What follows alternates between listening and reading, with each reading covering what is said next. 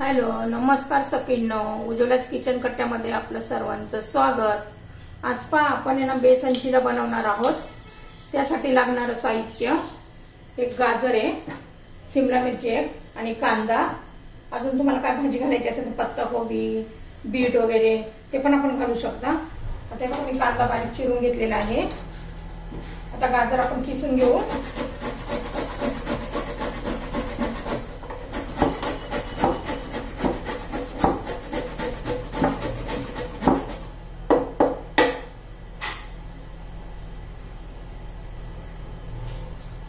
बघा, गाजर चिरून झालेला आहे. आता शिमला मिरची बारीक चिरून घेते मी.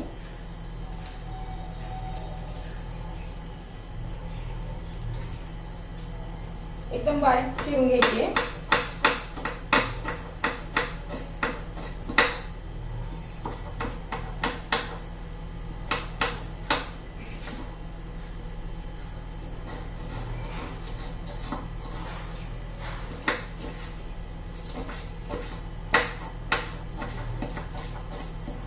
हा चिला एकदम छान असा मस्त लागतो.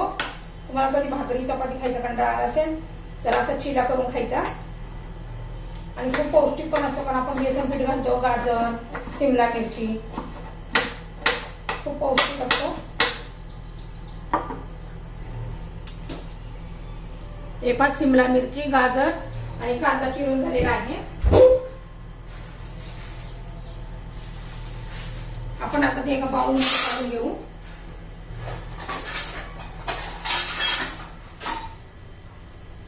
हे बघा,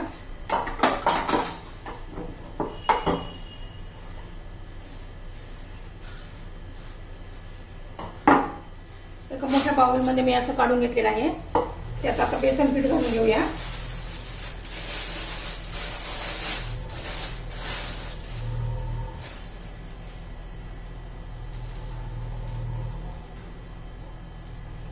हे बघा, बेसन पीठ घालून घेतलेलं आहे.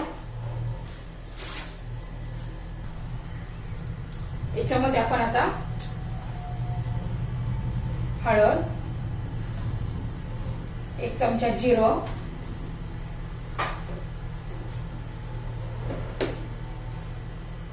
थोडासा ओवा,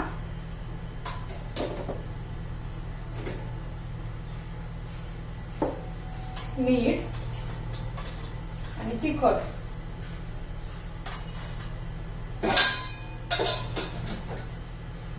त्यात आपण आता पाणी घालून व्यवस्थित मिक्स करून घेऊया.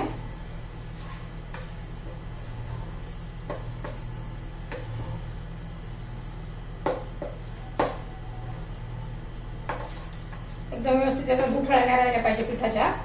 छान असं आपण मिक्स करून घेऊया.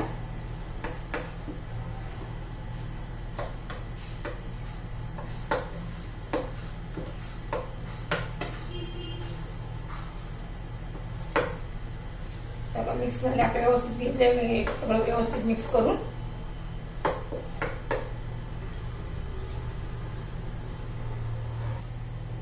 हे पहा, तवा मी गरम करण्यासाठी ठेवलेला आहे. हे पहा, या पद्धतीने करायचे आपल्याला. पातळ, खूप घट्ट पण नाही करायचे. आता मी तव्याला तेल लावून घेते.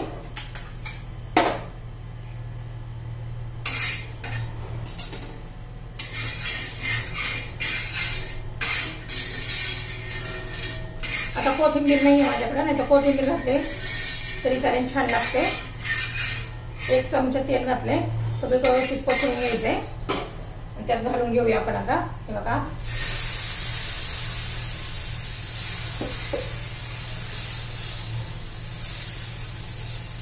पातळ सर, खूप जाड पण नाही, खूप पातळ पण नाही. छान असं पसरून घेऊया. किती छान कलर दिसते बघा. खायला पण तेवढं छान लागतं ते.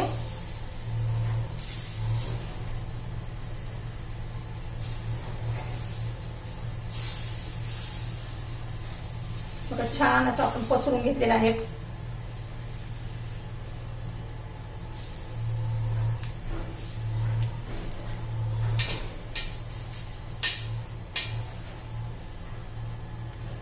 त्याला एक दोन जागी जरा असं होल करूया.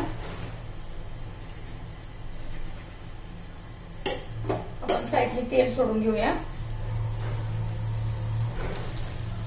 त्याच्यावरती झाकण ठेवू.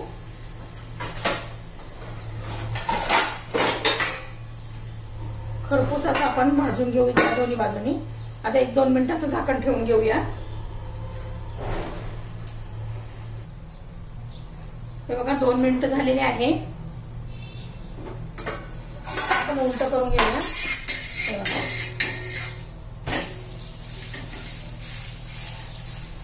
आता पुन्हा झाकण ठेवू आणि 2 मिनिट ठेवून घेऊया.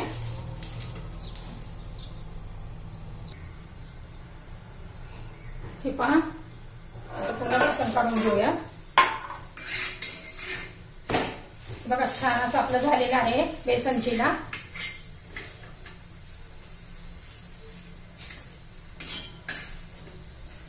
हा खूप पौष्टिक झालेला आहे कारण आपण भरपूर असं त्याला भाज्या घातलेल्या आहेत.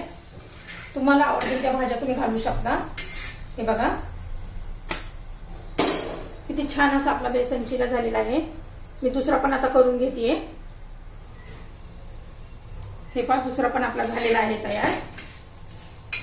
आता गॅस बंद करते आणि काढून घेते.